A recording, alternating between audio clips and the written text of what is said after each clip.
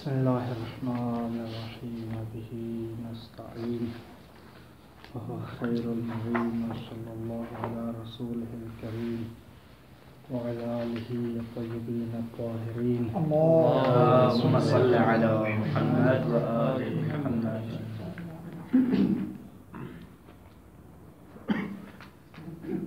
ثم إنه لا بأس بصرف الكلام إلى بيان قاعدة الضرر والضرار على نحو الاختصار وتوضيح مدركها وشرح مفادها وإيضاح نسبتها مع الأدلة المثبتة للأحكام الثابتة للموضوعات بعناوينها الأولية أو الثانوية وإن كانت أجنبية عن مقاصد الرسالة إجابة التماس بعض الأحبة فأقول وبه أستعين.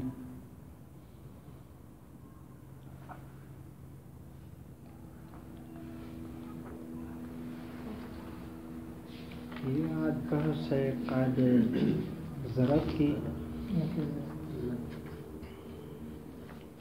اور اس کا تقریباً 1.25 صفحہ میں کوئی ایسی بات نہیں ہے کہ اس کو میں عرض تھا کہ تطبیق فقط کی جائے.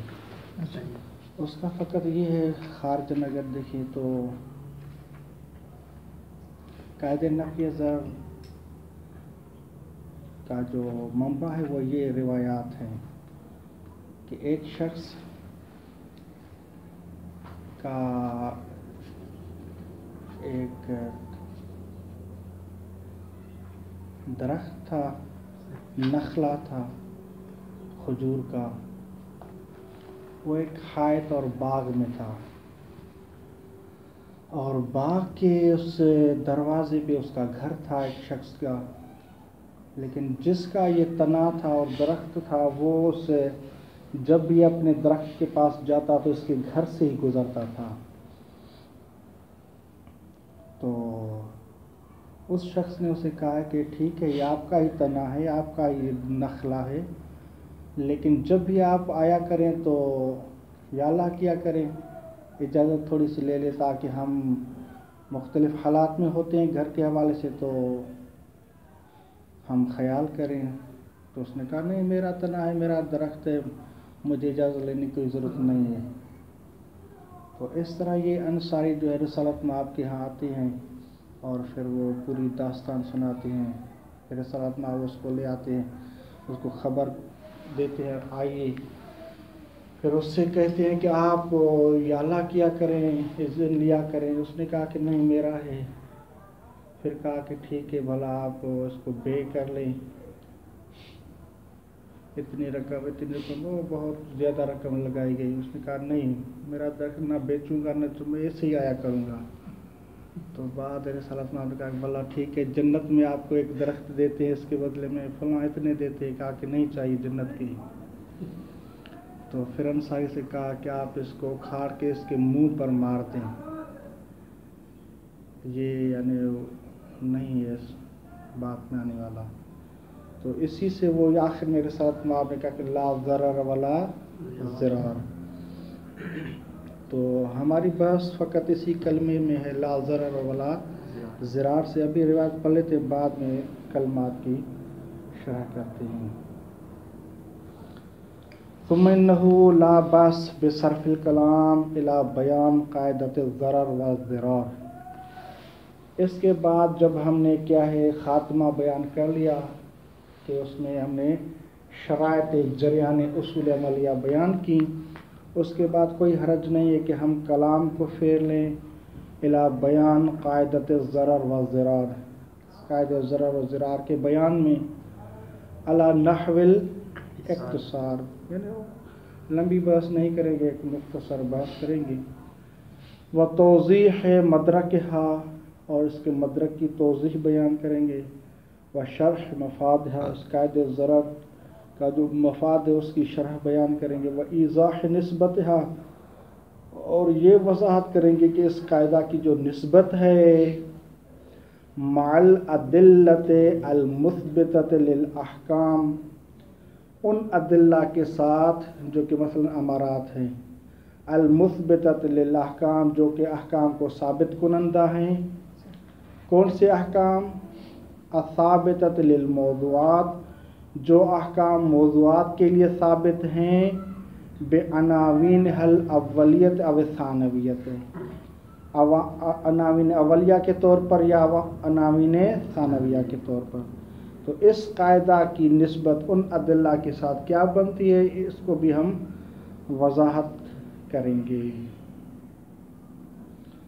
وَإِن كَانَتْ أَجْنَبِيَّةٌ عَنْ مَقَاصِدِ الرِّسَالَةِ، اگرچہ اس قاعدہ ضرر کو بیان کرنا یہ ہمارے مقاصد رسالہ سے کیا ہے، اجنبی ہے، لیکن ہم اس کو بیان کر رہے ہیں اجابۃً للالتماس بعض الاحبہ. بعض دوست احباب ہیں، انہوں نے التماس کیا تھا کہ اگر اس کو تھوڑا بیان فرمائے، تو ان کی اجابت کی وجہ سے اس کو ہم نے چھیڑا ہے. فاقول وبہ استعین، اور پھر میں کہتا ہوں اور اللہ تبارک و تعالیٰ سے مدد طلب کرتے ہوئے، انہ قد استدل علیہا باخبار کثیرۃ، کہ یقیناً استدلال کیا گیا ہے علیہ اس قاعدہ ضرر و ضرار پر، باخبار کثیرہ بہت سی اخبار کے ذریعے سے. منہا ان اخبار کثیرہ میں سے موثقۃ زرارہ عن ابی جعفر علیہ السلام، ایک موثقہ ہے زرارہ سے کہ جو امام محمد باقر علیہ السلام سے نقل کرتے ہیں. ان سمرۃ بن جندب کان لہ عذق فی حائط لرجل من الانصار، کہ سمرہ ابن جندب کا اس کے لیے ایک عذق تھا، یعنی ایک درخت تھا نخلا کا، فی حائط بستان میں اور جگہ باغ میں.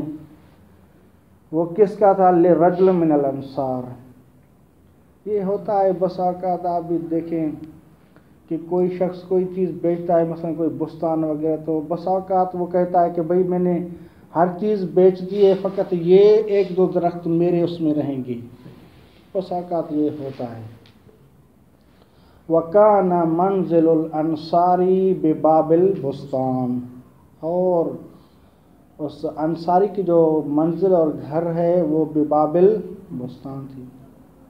وَكَانَ سَمُرَةَ يَمُرُّ إِلَى نَخْلَتِهِ وَلَا يَسْتَأْذِنُ، اور یہ جو سمرہ تھا یہ یمر گزرتا تھا اپنی اس نخلا کی طرف، جاتا تھا آتا جاتا تھا، یعنی ولا یستاذن اور اذن بھی نہیں لیتا تھا.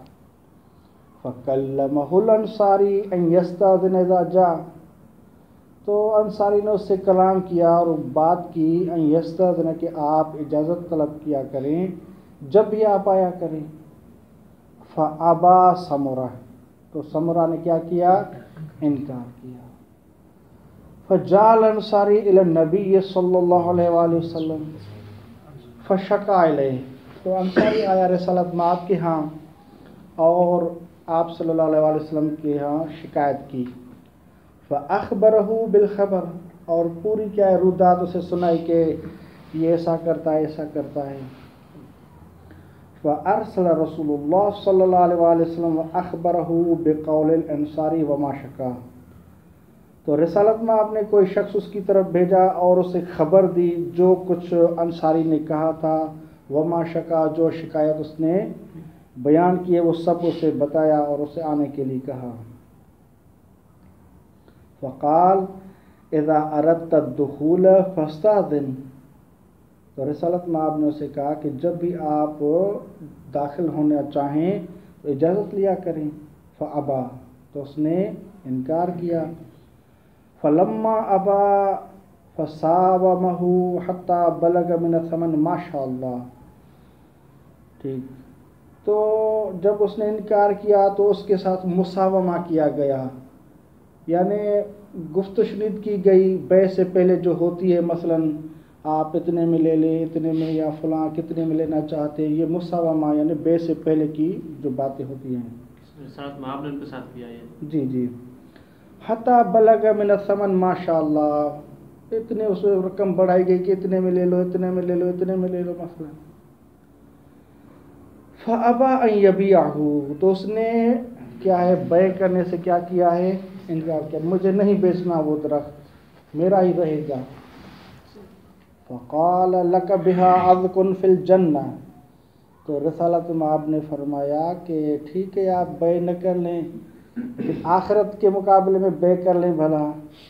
لک بہا عذق فی الجنہ، اس نخلا کے بدلے میں آپ کو ایک عذق جنت میں ملے گا. فابا ان یقبل، پھر بھی اس نے قبول کرنے سے انکار کیا. فقال رسول اللہ صلی اللہ علیہ وآلہ وسلم للانصاری، تو آپ صلی اللہ علیہ وآلہ وسلم نے انصاری سے کہا اذهب فاقلعها ورم بها الیہ، آپ جائیں اس درخت اور نخلا کو اکھاڑ کے اس کی طرف پھینک دیں. فإنه لا ضرر ولا ضرار. وفی روایت الحظاء عن ابی جعفر علیہ السلام مثل ذلك، اور روایت الحظاء جو ہے وہ بھی ابی جعفر علیہ السلام سے ہیں، وہ یہی ہیں لیکن تھوڑے اختلاف کے ساتھ. الا انہ فیہا، مگر اس روایت حظاء میں یہ ہے بعد الاباء، جب اس نے انکار کیا تو رسالت مآب نے فرمایا ما اراک یا سمرہ الا مضارا، میں آپ کو نہیں پاتا مگر کہ آپ فقط ضرر دینے والے ہیں، نقصان دینے والے ہیں.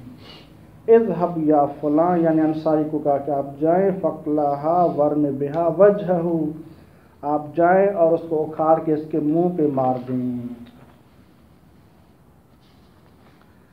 الی غیر ذلك من الروایات الواردۃ فی قصۃ السمرہ وغیرہا، یہ تو ایک روایت ہے اور بہت سی روایات ہیں کہ جو وارد ہوئی ہیں فی قصۃ السمرہ میں وغیر قصۃ السمرہ میں. وہی کثیرۃ، اور یہ روایات بہت ہیں. وقد ادعی تواترها مع اختلاف لفظا و موردا، اور ادعا کیا گیا ہے تواترها، اس کے تواتر کا، کہ یہ روایات تواتر کی حد تک ہیں. ما اختلافها لفظا و موردا، حالانکہ ان میں کیا ہے لفظ اور مورد کے حساب سے اختلاف ہے، یعنی الفاظ مختلف ہے اس روایات میں، اور مورد اور مکان بھی مختلف ہے، کبھی سمرہ کے حوالے سے کبھی کسی اور کے حوالے سے، یہ مختلف روایات ہیں. فَلْيَكُنْ الْمُرَادُ بِهِ تَوَاتُرَهَا إِجْمَالًا بِمَعْنَى الْقَطْعِ بِصُدُورِ بَعْضِهَا. آپ جو ہیں پڑھیں گے یا ملاحظہ کیا ہوگا تواتر کے عموماً دو ہی قسم ہوتے ہیں، یا تواتر لفظی ہوتا ہے یا تواتر معنوی ہوتا ہے، اور ایک ہوتا ہے تواتر اجمالی جس کا بانی اور خود اختراع شیخ آخوند کی، جس کو اکثر قبول نہیں کرتے ہیں لیکن آغا آخوند کی یہ اختراع ہے، تواتر اجمالی.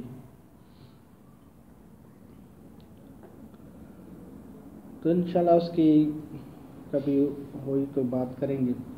فَلْيَكُنْ الْمُرَادُ بِهِ، پس چاہیے کہ مراد بالتواتر، تواتر سے کیا مراد ہے، تواتر ہے اجمالاً، اجمالی طور پر کیا ہے تواتر ہے، بمعنى القطع بصدور بعضها، یعنی ہمیں قطع حاصل ہے کہ ان میں سے بعض صادر ہوئی ہیں، روایات میں سے کوئی ایک صادر تو یقیناً ہوئی ہے.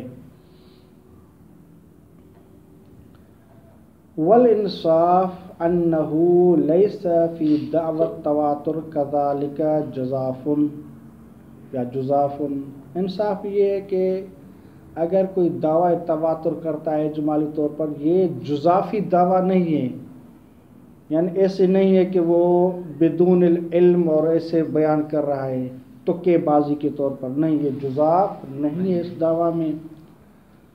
وَهَذَا مَعَ اسْتِنَادِ الْمَشْهُورِ إِلَيْهَا مُوجِبٌ لِكَمَالِ الْوُثُوقِ بِهَا وَانْجِبَارِ ضَعْفِهَا مَعَ أَنَّ بَعْضَهَا مُوَثَّقَةٌ فَلَا مَجَالَ لِلْإِشْكَالِ فِيهَا.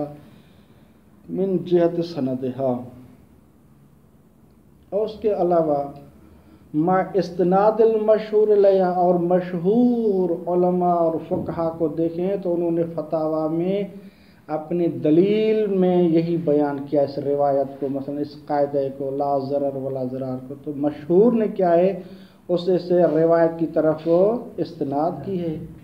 تو یہ استناد جو مشہور کی ہے یہ موجب بنتی ہے لکمال الوثوق بہا، کہ یہ روایت کیا ہے بہت ہی کامل اس میں وثوق پایا جاتا ہے، اطمینان پایا جاتا ہے، وہ انجبار ضعف ہے، اور اس کا ضعف کیا ہے منجبر ہو جاتا ہے، لو سلم کہ اس میں ضعف ہو ٹھیک تو پھر بھی کیا ہے اس کا ضعف منجبر ہو جاتا ہے۔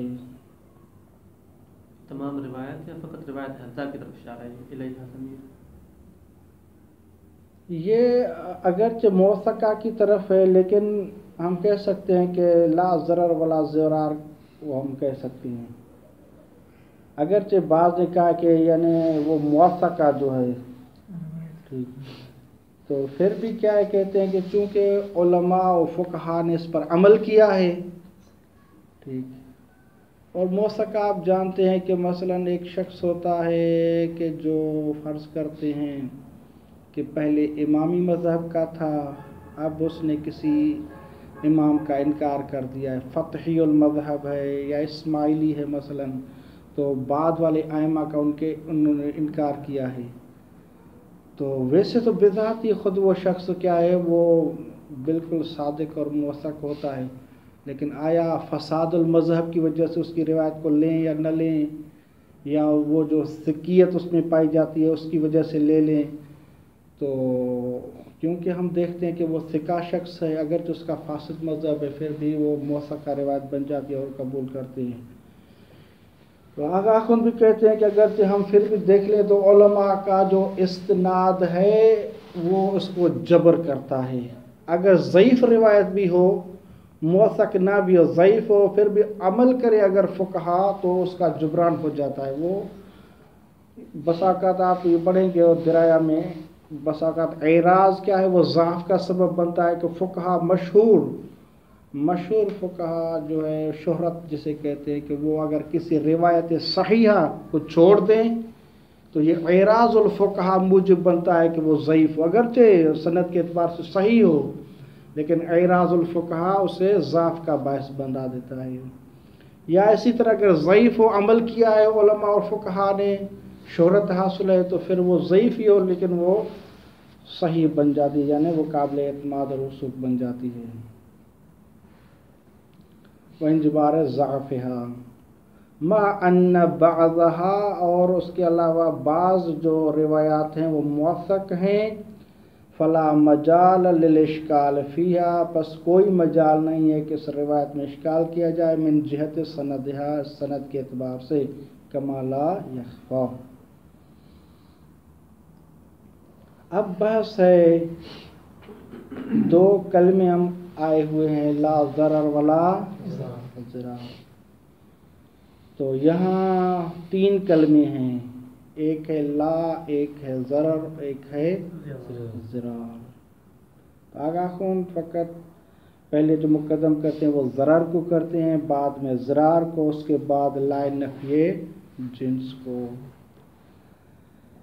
ضرر میں بھی کوئی ایسی نہیں ہے، لغت کے اعتبار سے کہہ رہے ہیں کہ وَأَمَّا دَلَالَتُهَا، جہاں تک تعلق ہے اس روایت کی دلالت کی تو فَالظَّاهِرُ أَنَّ الضَّرَرَ هُوَ مَا يُقَابِلُ النَّفْعَ، ضرر سے مراد کیا ہے جو نفع کے مقابل میں ہو، یعنی نقص پانا، خود بیان فرما رہے ہیں ما يقابل النفع من النقص فی النفس، نفس میں یعنی نقص پانا، اب طرف یا کسی طرف اور عضوہ میں کیا ہے نقص پانا، اول ارض، ارض میں مال میں ان میں کیا ہے نقص پانا، کمی نفع کے مقابلے میں، تو یہ ضرر کہلاتا ہے۔ تقابل العدم والملکہ، یہ ملکہ و عدم کے باب سے ہے، یعنی یہ ضدین نہیں ہے، ضرر اور نفع کیا ہیں ضدین میں سے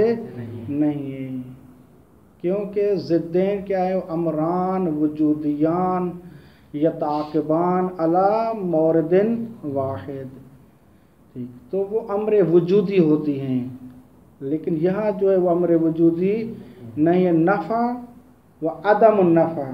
مثلا ایک شخص صحیح و سالم ہو، اگر اس کے مثلا ہاتھ ہے تو یہ سالم ہے، اگر ہاتھ نہ ہو تو اسے کیا ہے نقص شمار کرتے ہیں، تو نفع کا عدم اس کو نقص سے تعبیر کیا جاتا ہے۔ وہاں کذا اگر ارث میں مال میں کسی میں کمی ہو، نفع نہ ہو، تو عدم النفع کو کیا کہتے ہیں؟ ضرر کہتے ہیں۔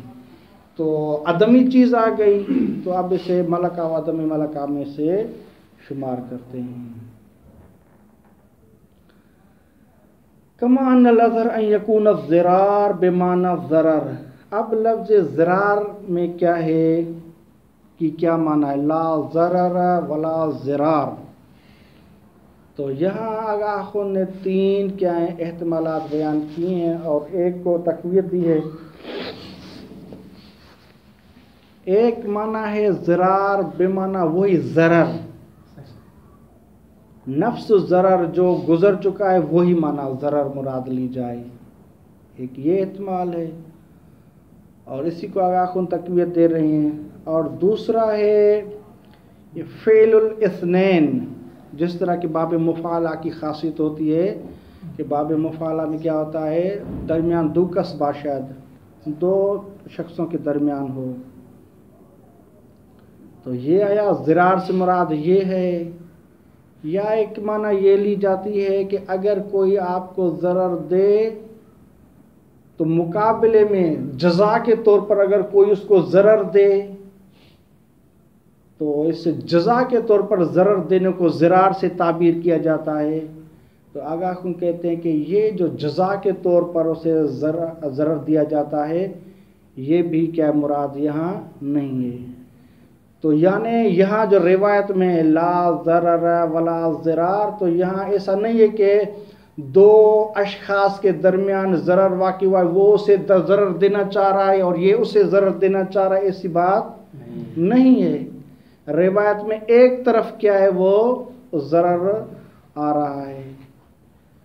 اور اس کے علاوہ جو آگاہ خود کہہ رہے ہیں کہ اس کے ہمارے لیے جو ایک قرینہ ہے وہ روایت حذا میں جو ہے اس میں ما اراک یا سمرۃ الا مضارن، تو اس مضارن کو جو سمرہ پر حمل کیا گیا کہ تو مضار ہے، یعنی تو ضرر دینے والا ہے۔ تو یہاں ایسا نہیں ہے کہ دو شخصوں کے درمیان ایک دوسرے کو ضرر دینا مراد ہے، نہیں، وہ ایک ہی شخص کے اسے مضار کہا گیا ہے۔ اور دوسرا آگاہ خود کہتے ہیں کہ نہایہ میں بھی حکایت یہی کی گئی ہے، نہایت ابن اسیر کی جو ہے لغت کی کتاب، اسی میں بھی کیا ہے یہی کہا گیا ہے کہ یعنی ضرر بے معنی ہے۔ تو ان دو چیزوں پر آگاہ خود کا اتکا ہے اور ان دو کو رد کرتے ہیں، فعل اثنین بھی نہیں ہے اور یہ جزا کے طور پر ضرر دینا یہ بھی نہیں ہے، کیونکہ جزا کے طور پر ضرر دینا یہ کہہ رہے ہیں کہ جس طرح آگاہ فرما رہے ہیں کہ یہ باب مفعلہ میں معہود اور کیا ہے مشہور نہیں ہے، لہذا یہ دو معنی ہم نہیں لے سکتے، اس کو ملاحظہ فرمائیں۔ کما ان الاظہر ان یکون الضرار بمعنی الضرر، جس طرح کہ اظہر یہی ہے کہ ان یکون الضرار، لفظ جو ضرار آیا ہوا ہے روایت میں وہ بمعنی ضرر ہے، جی بھی تاکیدن، اسے لایا گیا ہے تاکید کے طور پر۔ کما یشہد بھی، جس طرح کہ اب آگاہ خود شاہد بیان کر رہے ہیں، یشہد بھی یعنی ضرار سے مراد ضرر ہے، اس کے لیے جو شاہد ہے اطلاق المضار علی ثمرہ، کہ مضار لفظ اطلاق کیا گیا ہے ثمرہ پر۔ اور دوسرا شاہد ہے وہ حقیہ عن النہایہ، اور نہایہ ابن اسیر سے بھی یہی حکایت ہے کہ یعنی ضرر مراد ہے، لیکن بعض اس میں پھر اشکال کرتے ہیں کہ نہایہ والے نے اس کو قبول نہیں کیا، لہٰذا یہ آگاہ خون کا جو استناد ہے اور نسبت ہے وہ کامل نہیں۔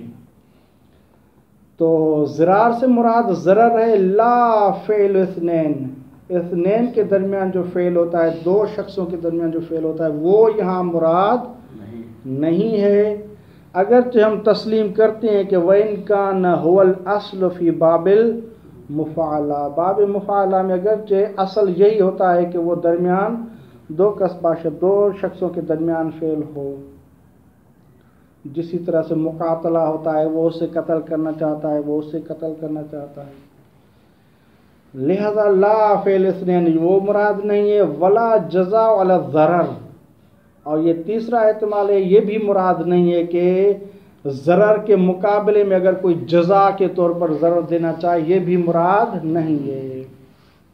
کیوں؟ لعدم تعاہدہ من باب المفاعلہ، کہ جزا کے طور پر یعنی جزا علی الضرر یہ معاہد اور مانوس اور مذکور فی الاذہان نہیں ہے فی باب المفاعلہ میں، کہ باب مفاعلہ میں یہ بھی معنی پایا جائے، یہ معہود عند النحویین یا صرفیین نہیں ہے۔ وبالجملہ لم یثبت لہ معنی آخر غیر الضرر، خلاصۃ الکلام لم یثبت لہ اس ضرار کے لیے ثابت نہیں ہوا، معنی آخر غیر الضرر، ضرر کے علاوہ کوئی اور معنی ثابت نہیں ہوا۔ کما ان الظاہر ان یکون لا للنفی الحقیقت کما هو الاصل فی هذا الترکیب حقیقتا او ادعاء۔ اب یہ ہم بحث کر رہے ہیں کہ لا ضرر، تو اس سے جو لا آئی ہوئی ہے لا ضرر، اس سے کیا مراد ہے؟ یہاں ہم 3 یا 4 احتمالات ذکر کرتے ہیں اور پھر ایک کو تقویت دیتے ہیں۔ آگاہ خون کہتے ہیں کہ دیکھیں یہ سب کے ہاں معروف ہے کہ لا نفی جنس کے لیے آتا ہے۔ اگر کوئی کہے کہ لا رجل فی الدار، ٹھیک، تو یہاں نفی جنس ہے، یعنی جنس سے رجل اس دار میں نہیں ہے، حقیقتاً نہیں ہے۔ وہاں کذا جتنے بھی اس کے استعمالات ہیں جو وضع کے اعتبار سے ہیں وہ نفی جنس ہے، ٹھیک، لیکن بسا اوقات ایسے مورد میں استعمال کیا جاتا ہے کہ جہاں حقیقتاً تو وہ چیز منفی نہیں ہے لیکن ادعائی طور پر اس کی نفی کی جاتی ہے۔ مثال کے طور پر جس طرح کہ امام علیہ السلام کا بھی فرمان ہے، یا اشباہ الرجال لا رجال، اے مردوں سے شباہت رکھنے والے آپ مرد نہیں ہو، یعنی خارج اور حقیقت میں وہ رجل ہیں، رجال ہیں، لیکن امام نے انہیں کیا کہا کہ لا رجال۔ اب لا رجال کہنا کہ یہ مرد نہیں ہے، جبکہ واقع اور حقیقت میں وہ کیا ہیں؟ مرد ہیں، تو اس سے پھر کیا مراد لی جاتی ہے؟ کہتے کہ اس سے مراد لی جاتی ہے کہ جو یعنی رجل میں معنی مطلوب اور جو چیز مطلوب ہونی چاہیے شجاعت، اور یہ مطلوب اناث اور عورتوں سے نہیں ہے، مطلوب شجاعت ہونی چاہیے تاکہ جنگ وغیرہ میں یا غیرت کے معاملے میں وہ آتی ہے، تو وہ ان میں نہیں ہے، لہذا ایک امر بارز خصوصیت بارز ان میں نہیں ہے مرد کی جو ہونی چاہیے، اس اعتبار سے یہ کل عدم ہیں، ان کا وجود ہے لیکن وہ فائدہ مند نہیں ہے، تو اس اعتبار سے امام نے کہا ہے کہ یہ لا رجال ہیں۔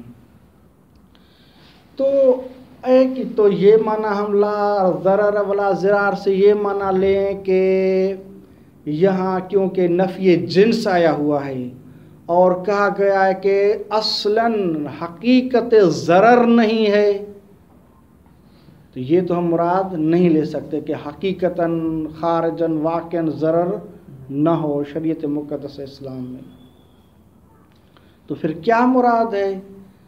تو آگاہ خون کہتے ہیں کہ یہاں حقیقت ادعائیہ کے طور پر ہم کہیں گے کہ لا ضرر کا مطلب یہ ہے کہ اگرچہ ضرر کہا گیا ہے کہ اس کی نفی ہے، لیکن اس کا لازم معنی ہم مراد لیں گے، ٹھیک ہے، یعنی ہم مراد یہ لیں گے کہ جو احکام ضرر آور ہیں وہ یہاں نہیں ہے. ٹھیک.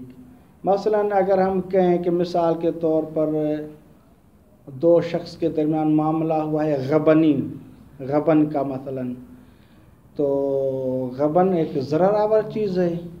آیا شریعت مقدسہ میں غبن کی اجازت ہے؟ اگر ہم کہیں کہ ہاں اجازت ہے تو اس کا مطلب ہے کہ ضرر کی اجازت دی گئی ہے.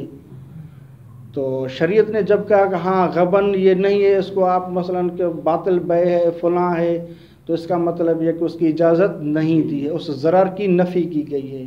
ٹھیک. وہاں کذا مثلا جو ہے ایک قتل کیا جاتا ہے، اس کے لیے کوئی مثلا ہے جبران یا جبران نہیں ہے وغیرہ، تو یہ استعمال کیا گیا ہے لا ضرر کو، جو کہ حقیقتاً منفی نہیں ہے لیکن ادعاً منفی یعنی اس کے آثار و لوازم وہ منفی ہیں.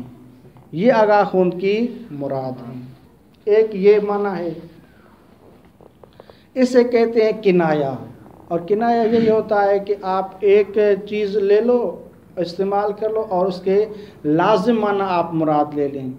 مثلا آپ کہتے ہیں کہ مثلا یہ جو ہے کثیر الرماد ہے فلاں شخص، تو کثیر الرماد مثلا اس کا کیا ہوتا ہے؟ وہ یہ ہوتا ہے کہ اس کا لازم معنی یعنی سخاوت مراد ہوتی ہے. وہاں کذا آپ کو ملاحظہ فرمائیں.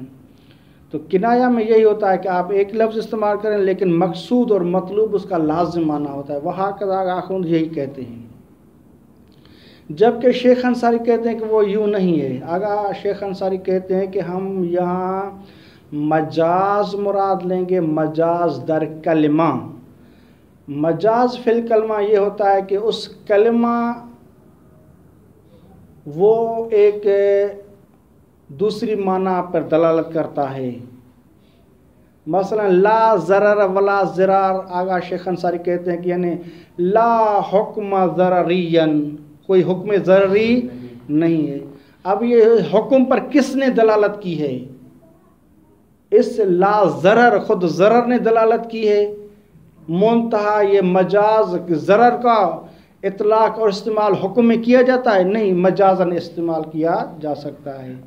تو خود کلمہ لا ضرر سے ہم کہتے ہیں کہ لا ضرر یعنی لا حکم ضررین.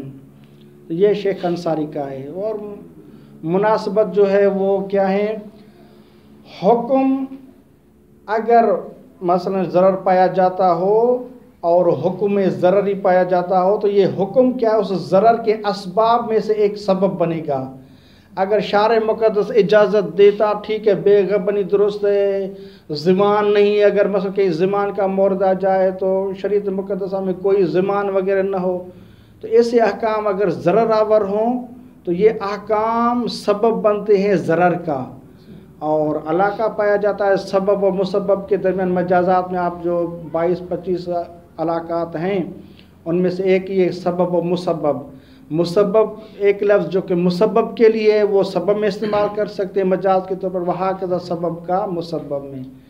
تو یہاں بھی کیا ہے؟ علاقہ پایا جاتا ہے سبب اور مسبب کا. لہذا یہ جو ضرر ہے اگرچہ مسبب ہے لیکن یہ دلالت کرے گا مجازن کس پر؟ وہ سبب پر. یہ دوسرا ہے. تیسرا یہ ہے کہ یہاں ایک چیز مقدر ہم مراد لیں گے، لا ضرر غیر المتدارک. ضرر کے جس کا تدارک شریعت مقدسہ میں نہ ہو، ایسا ضرر شریعت مقدسہ میں نہیں ہے. اگر ضرر ہیں لا بد کہ ان کا تدارک موجود ہوگا شریعت مقدسہ میں. ضمان کے طور پر اس شخص کو کہا جائے گا آپ پر یہ ضمانت آئی ہے، آپ کے ذمہ آپ اس کا جبران کر دیں. تو یہ چیزیں ہیں کہ شریعت مقدسہ میں ضرر ہو لیکن اس کا کوئی جبران نہ ہو، تدارک نہ ہو، ایسا کوئی ضرر نہیں ہے. تو یہ کہتے ہیں کہ یہ مجاز ضرر حذف کلمہ ہے. اور بعض نے کہا ہے کہ یہاں ہم کہتے ہیں کہ لا ضرر، اس کو نفی کے معنی میں نہیں لیتے بلکہ یہ کہ انہو یحرم الضرر یا تحرم الضرر مراد لیں گے، یعنی نہی کے معنی میں ہے. اگرچہ لا ہے نفی ہے لیکن اس کا معنی کیا بنے گا؟ نہیں کا معنی بنے گا. مثلا جس طرح کہ لا یغتسل، اگر شارع مقدس کہ لا یغتسل تو کہتے ہیں کہ یہ جملے خبریہ نافیہ جو ہے یہ حرمت پر دلالت کرتا ہے. تو ہاکذا یہاں جو لا نفیہ ہے یہ نہی پر اور حرمت پر دلالت کر رہا ہے. آگاہ خود کہتے ہیں کہ یہ تینوں وجوہات، حکم مراد لینا مجازن یا مجاز در حذف کلمہ مثلا مراد لیں غیر متدارک وہ، یا یہ نفی سے نہی مراد لے، یہ تینوں چیزیں کیا ہیں؟ یہ مجاز ہیں. اور ہم جو مراد لیتے ہیں وہ مجاز مراد نہیں ہے بلکہ وہ کیا ہے؟ کنایہ ہے. بعض اس کو یوں بھی تعبیر کرتے ہیں مجاز در اسناد اور مجاز فی الکلمہ کلمہ میں. ایک یہ ہوتا ہے کہ مثال کے طور پر کلمہ اپنی معنی میں استعمال نہ ہو بلکہ دوسری معنی میں استعمال ہو. مثال کے طور پر میں کہتا ہوں کہ مثلا زید اسد، تو آیا اسد اپنی معنی حیوان مفترس میں یہاں استعمال ہوا ہے؟ نہیں ہوا. اپنی معنی سے ہٹ کر غیر موصولہ معنی میں استعمال ہوا ہے، ایک قرینے کی وجہ سے یا کسی بھی وجہ سے. ٹھیک، تو یہ ہوا ہے کلمے میں مجاز. اور ایک ہوتا ہے کلمہ مجاز در اسناد یا اسے کنایہ بھی کہتے ہیں. مثال کے طور پر جرل میزاب، میزاب جاری ہوا پرنالہ، یا مثلا کہتے ہیں جالس السفینہ متحرکن. ٹھیک، تو یہاں آیا جالس السفینہ متحرک ہے یا سفینہ متحرک ہے؟ سفینہ متحرک ہے. تو طبعاً کون متحرک ہوگا؟ جالس، اس کا بیٹھا ہوا جو شخص ہے. تو ہم بس یہ کرتے ہیں کہ آیا متحرک کسی معنی موصولہ کے علاوہ کسی اور معنی میں استعمال ہوا ہے یا اپنی معنی میں ہی استعمال ہوا ہے؟ کہتے ہیں کہ متحرکن اپنی معنی میں ہی استعمال ہوا ہے. منتہا اس کی نسبت اولاً و بذات سفینہ کی طرف ہونی چاہیے تھی، اس نسبت کو اٹھا کے اس نسبت دی گئی کس کی؟ جالس کی طرف. وہاں کذا جرل میزاب میں ہے کہ میزاب جاری ہوا. میزاب جاری ہوتا ہے یا پانی جاری ہوتا ہے؟ پانی جاری ہوتا ہے. تو جریان کی جو معنی ہے بہنا، وہ اپنی معنی میں ہی استعمال ہوا ہے، ایسا نہیں کہ کسی غیر موصولہ میں استعمال ہوا ہو. جریان کی معنی وہی جریان ہی ہے. منتہا اس کی نسبت جو دینی چاہیے تھی اولاً و بذات اس پانی کی طرف، ظرف و مظروف کی بنا پر اب اس کی نسبت دی گئی ہے اس میزاب کی طرف. تو کہتے ہیں کہ یہاں اس معنی حقیقی میں ہی استعمال ہے، منتہا نسبت کو کیا کیا گیا ہے؟ پھیرا گیا ہے. تو یہاں بھی کنایہ میں یہی ہوتا ہے کہ آگاہ خود کہتے کہ لا ضرر، اس لا جو کہ نفی حقیقت میں استعمال ہوتا ہے، حقیقت نفی جنس یعنی حقیقتاً اس جنس کی نفی کی جاتی ہے. اب یہاں چونکہ اس ضرر کی جو جنس ہے اس کی نفی بالحقیقت یہاں نہیں ہے، متعذر ہے. تو ہم اب کہتے ہیں کہ معنی موصولہ جو اس کا ہے وہ تو یہاں کیا ہے؟ محال ہے، نہیں تصور کر سکتے ہیں، متعذر ہے. تو اب جو اقرب الی المعنی الحقیقی ہے وہ ہم مراد لیں گے، اور وہ ہے نفی حقیقت لیکن ادعائی طور پر. یہ احسن ہے ان بقیہ تین میں سے کہ جہاں کیا ہے وہ نسبت کے اعتبار سے نہیں ہے مجاز، بلکہ کیا ہے اس کلمے کے لحاظ سے مجاز ہے. تو آگاہ خون ان کو پسند نہیں کرتے. بعد میں کسی شخص نے کہا کہ آگاہ خون ادھر سے آئیں یا ادھر سے آئیں، آپ کی بھی مراد وہی ہے نفی الحکم، حکم ضرری. آگاہ خون شیخ انصاری کی بھی ہے، سب کی وہی ہے کہ شریعت مقدسہ میں احکام ضرری نہیں ہے. تو یہ کیا وجہ ہے کہ آپ یہ راستہ اختیار کیے ہوئے ہیں، بقیہ نے یہ راستہ اختیار کیا، تو ان میں کوئی فرق نہیں ہے. آگاہ خون کہتے ہیں کہ علیکم السلام، آگاہ خود کہتے ہیں کہ جو بلاغت سے یعنی عارف ہے، آشنا ہے، اسے پتہ ہے کہ کنایہ کیا ہے، یہ ابلغ ہوتا ہے من المجاز سے. تو میں نے جو مراد لی ہے یہ ابلغ ہے اقرب ہے اس سے بلاغت سے، لہذا یہ مراد احسن ہے، اور بقیہ معنی تو اس کو ملاحظہ فرمائیں۔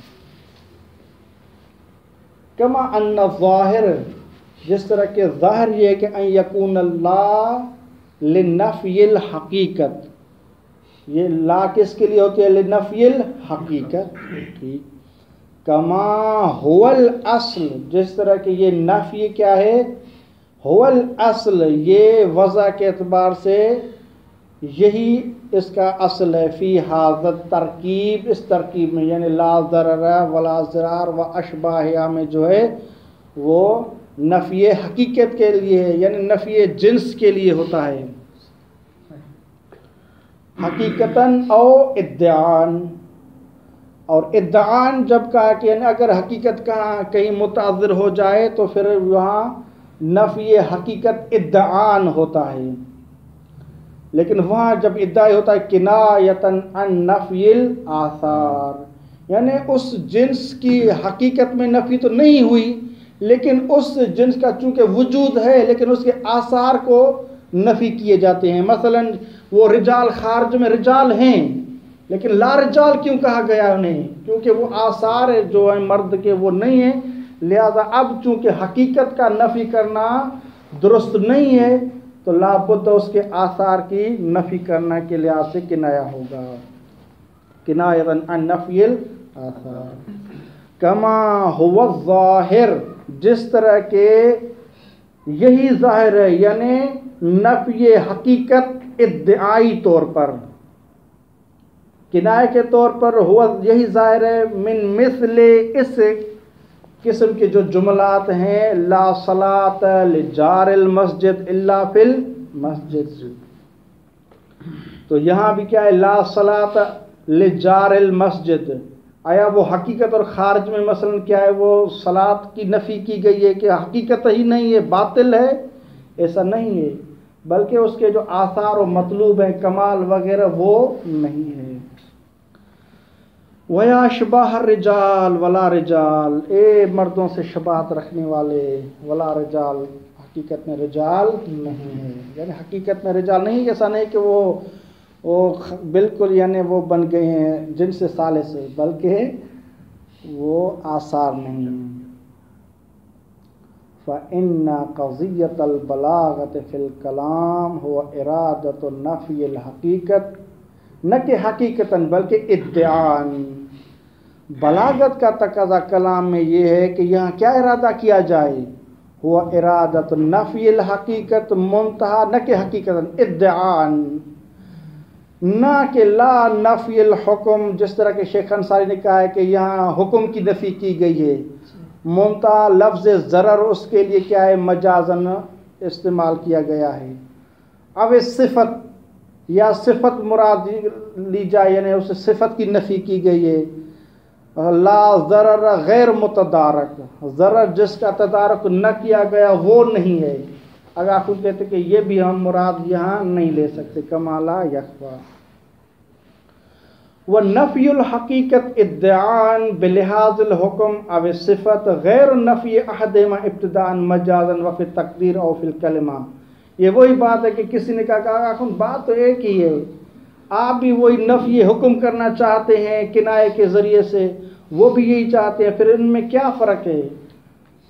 اگر آپ خود کہتے ہیں کہ فرق ہے یعنی، لیکن جو آشنا ہے بلاغت سے اسے یہ معلوم ہوگا۔ وَنَفْيُ الْحَقِيقَةِ ادعان، جو کہ آپ کا مقولہ ہے، آپ کا مبنی ہے کہ آپ چاہتے ہیں کہ یہاں نفی الحقیقت ہے، نہ کہ حقیقتاً بلکہ ادعان، تو یہ نفی الحقیقتاً ادعان بلحاظ الحکم ہوگا اور اس صفت کے لحاظ سے ہوگا، ٹھیک؟ تو اگر آپ خود کہتے ہیں ٹھیک ہے، لیکن نفی الحقیقت ادعان بلحاظ الحکم اب اس صفت، یہ جو میں نے مراد لیا درست ہے، غیر النفی احدہما ابتداءً، یہ میری مراد غیر ہے کہ آپ نفی کر لیں احدہما، حکم کی نفی کر لیں یا صفت کی نفی کر لیں، ابتداءً، بدایتاً ہی حکم آپ نفی کر لیں، بدایتاً ہی کیا ہے آپ اس صفت کی نفی کر لیں، یہ غیر ہے۔ اور اس میں کیا ہے؟ مجازن استعمال کرنا، فی تقدیر، جس طرح کہ لا ضرر غیر متدارک، او فی الکلمہ، یا خود ضرر ہی کیا ہے وہ مجازن دلالت کرے اس حکم پر، تو یہ اور ہے مما لا یخفی علی من لہ معرفۃ بالبلاغہ، یا کما جس طرح کی بات نے کہا کما لا یخفی، جس طرح کہ یہ مخفی نہیں ہے علی من اس شخص کے لیے کہ جس کے لیے معرفۃ بالبلاغہ ہو۔ وقد انقدح بذالک، اور واضح ہو جاتا ہے بذالک، یعنی ہماری مراد جو ہے وہ نفی الحقیقت ادعان، ٹھیک، وہ کنایا کے اعتبار سے، چونکہ حقیقت اور خارج میں ہم اس کو نفی نہیں کر سکتے، لیکن ادعان اس کی نفی کریں گے بحسب الاثار۔ اسی سے واضح ہو جاتا ہے بعد ارادت نفی الحکم الضرری، کہ اگر کوئی ارادہ کر لے کہ یہاں مراد حکم ضرری کی نفی ہے، یہ بعید ہے۔ بعد کہ ارادہ کیا جائے اسے لا ضرر ولا ضرار میں ارادہ کیا جائے نفی الحکم ضرری کی، یہ بھی بعید ہے۔ او ضرر غیر المتدارک، یا ضرر جو کہ تدارک جس کا نہ کیا گیا ہو اس کی نفی کرنے کا ارادہ کیا گیا ہو، یہ بھی بعد ہے۔ او ارادت النہی من النفی، یا اس نفی سے نہی کا ارادہ لیا جائے، یعنی لا ضرر سے مراد ہم کہیں گے کہ یحرم الضرر کہیں، کہتے ہیں کہ یہ ارادہ کرنا بعد ارادت حکم ضرر فلاں جداً، یہ جداً بعید ہیں تینوں احتمالات۔ کیوں جداً بعید ہیں یہ؟ ضرورت بشاعت استعمال ضرر، بدی سی بات ہے کہ کبھی ہے ضرر کا استعمال، و ارادت خصوص سبب من اسباب ضرر، ضرر کو استعمال کیا جائے کلمہ ضرر کو، لیکن ارادہ کیا جائے خصوص سبب من اسباب ضرر، ٹھیک ہے، خاص اس ضرر کے خاص سبب میں سے کسی ایک سبب کو کیا ذکر کرنا، یہ کبھی ہے۔ او خصوص غیر المتدارک منہ، یا پورے ضرر کو مراد نہ لیا جائے بلکہ بعض کو مراد لیا جائے، یعنی ایک ہوتا ہے ضرر متدارک، ایک ضرر غیر متدارک، تو اس حصے کی نفی کرنا ضرر غیر متدارک اور اسی میں ضرر کا استعمال کرنا، یہ بھی کہتے ہیں کبھی یہ بشاعت استعمال ہے۔ وَمِثْلُهُ لَوْ أُرِيدَ ذَاكَ بِالنَّحْوِ تَقْيِيدٍ فَإِنَّهُ وَإِن لَّمْ يَكُن بِبَعِيدٍ إِلَّا أَنَّهُ بِلَا دَلَالَةٍ عَلَيْهِ غَيْرُ صَدِيدٍ۔ بعض کہتے ہیں کہ آپ مطلق اور مقید پڑھیں گے تو وہاں بسا اوقات یوں ہوتا ہے کہ لفظ مطلق بولا جاتا ہے لیکن مراد مقید ہوتی ہے، یعنی لفظ مطلق ہے لیکن وہ مثلا آتک رکبتن مطلق بولا گیا ہے، لیکن مراد کیا ہوتی ہے؟ رکبہ فقط مطلق بما ہو مطلق نہیں ہوتی بلکہ رکبہ مومنہ مراد ہوتی ہے، تو ظاہراً کلام کے اعتبار سے فقط رکبہ لکھا ہوا ہے، تو مراد لیکن کیا ہوتی ہے؟ مقید ہوتی ہے۔ تو اگر کوئی آگاہ خون کہتے کہ یہاں کوئی یہی، یعنی اگر کہنا چاہے تو یہاں اگرچہ لا ضرر ہے لیکن اس ضرر کو ہم مقید کرتے ہیں یا حکم کے اعتبار سے یا غیر متدارک کے اعتبار سے، اس اعتبار سے ہم لیتے ہیں، تو آگاہ خون کہتے ہیں کہ ٹھیک ہے، درست ہے، یہاں لا ضرر مطلق ہے، آپ اس تقیید کا ارادہ کر لیں بحسب الحکم یا بحسب غیر متدارک، درست ہے، لیکن یہ وہاں ہوتا ہے کہ جہاں کوئی اس پر جو قید ہے اس پر کوئی دال آخر ہو، ٹھیک ہے، یعنی دونوں چیزوں مطلق اور اس کا جو قید ہے اس کے لیے، ان دونوں کے لیے دو الگ الگ مثلاً کرینے چاہیے، اس کے لیے الگ دال چاہیے اور قید پر الگ دال چاہیے، یہ ہوگا تعدد دال والمدلول کے حساب سے، پھر وہاں ٹھیک ہوگا، یعنی ایک لفظ ایک معنی جو ہے اس پر یہ لفظ دلالت کر رہا ہے اور دوسرا جو قید ہے وہ فلاں کرینے کی وجہ سے ہے، تو پھر ٹھیک ہے، کوئی حرج نہیں ہے، تو ظاہر میں آپ ایک لفظ استعمال کریں لیکن آپ کی مراد مقید ہوگی، جو قید پر ہے وہ فلاں چیز جو کلام میں نہیں ہے اور دوسری اس پر دلالت کرے گی، تو یہ درست ہے۔ تعدد دال والمدلول کے اعتبار سے درست ہے، لیکن اس پر کوئی دلیل ہونی چاہیے، یہاں ایسی کوئی دلیل نہیں ہے۔ وَمِثْلُهُ اور بشات کے مثل ہے، مثلا آپ حکم کا ارادہ جس طرح آخر نے کہا کہ استعمال کرنا، ضرر کا ارادہ خصوص مراد لینا حکم کا، یا ضرر غیر متدارک وہ جس طرح کے مجاز میں ہم نے کہا تھا، اسی کے مثل ہے لو ارید اگر ارادہ کیا جائے ذاک بنحو تقیید، ارادہ کیا جائے حکم کا، ارادہ کیا جائے ضرر غیر متدارک کا، لیکن بنحو تقیید، تقیید کے لحاظ سے اس قید لگایا جائے اس ضرر کو، تو آگاہ خود کہتے ہیں کہ یہ بات درست ہے۔ فَإِنَّهُ وَإِن لَمْ يَكُنْ بِبَعِيدٍ، یہ بعید نہیں ہے، درست ہے، ٹھیک کہ ہم حکم کا معنی لے لیں یا غیر متدارک کا معنی لے لیں اور اس کو تقیید دیں گے اس ضرر کے ساتھ، ہے درست ہے، لیکن الا انه بلا دلالت علیہ غیر صدید، بغیر اسی پر دلالت کے یہ درست صدید نہیں ہے، محکم نہیں ہے، لہذا ہاں ہونا چاہیے اگر کوئی دلالت ہو تو درست ہے، والا یہ صدید اور محکم نہیں ہے۔ جہاں تک آخری جو احتمال تھا وہ ارادت النہی من النفی، نفی سے نہیں کا مراد لینا، یہاں لا نفی جنس ہے، اس نفی سے کوئی کہہ رہا کہ نہیں مراد ہے، حرمت مراد ہے۔ وَإِن كَانَ لَيْسَ بِعَزِيزٍ، درست ہے یہ بھی عزیز نہیں ہے، بہت سے استعمالات میں شریعت مقدسہ غیر شریعت مقدسہ میں آپ دیکھیں گے کہ نفی کیا ہے، جملہ خبریہ نافیہ ہوتا ہے، لیکن مراد کیا ہے، انشائیہ نہیں ہوتی ہے، لیس بعزیزن یعنی کم نہیں ہے، بہت سے موارد میں ایسا ہوتا ہے۔ الا انه لم يعهد من مثل هذا الترکیب، اس قسم کی ترکیب میں سے وہ معہود نہیں ہوتا۔ مثلا وہاں تقریباً یہ ہوتا ہے کہ جملہ فعلیہ ہوتا ہے، لا یغتسل، ٹھیک، مثلا لا یعید، تو اس طرح کے اگرچہ جملہ خبریہ نافیہ ہوتا ہے تو لیکن وہاں انشائیہ مثلا تحریم مراد ہوتی ہے، لیکن یہ جو ترکیب ہے لا نفی جنس، اسی سے ہم کیا ہے وہ تحریم لے لیں، ایسا معہود نہیں ہے۔ الا انہ مگر نہیں مراد لینا نفی سے یہ معہود نہیں ہے، من مثل ھذا ترکیب، اس قسم کی ترکیبوں میں کہ جہاں لا نفی جنس ہوتی ہے اور نفی اس اسم سے کی جاتی ہے۔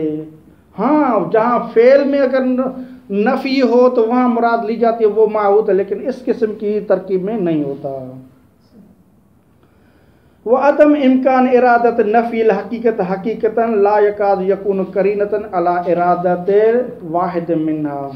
آغا شیخ انصاری نے کیا کیا؟ آغا شیخ انصاری نے کہا کہ دیکھو لا ضرر ولا ضرار، یہاں تو حقیقت میں ضرر کیا ہے، منتفی نہیں ہے، بس جب حقیقت ضرر منتفی نہیں ہے متعذر ہے، بس میرا احتمال جو ہے، میرا جو معنی ہے وہی متعین ہو جاتا ہے۔ آگا خود کہتے ہیں یہ عجیب بات ہے، ایک چیز حقیقت میں جب منتفی ہونا اس کا متعذر ہے تو پس فثبت ولایت علی ابن ابی طالب، ایسا تو نہیں ہے، اس کے لیے دلیل چاہیے۔ مثلا ایک چیز مثلا معنی حقیقی موصول ہے، اس کا مراد نہیں لے سکتے کسی لفظ سے، تو اس کی اگر چندین احتمالات اور چندین مجازات ہیں تو پھر ہر ایک کے لیے کیا چاہیے، قرینہ چاہیے کہ کس کی مجاز، کون سی مجاز مراد ہے۔ ایسا نہیں ہے کہ اس لفظ کو معنی موصولہ میں استعمال نہیں کر سکتے تو پس متعین ہے یہ مجاز، نہیں ہے۔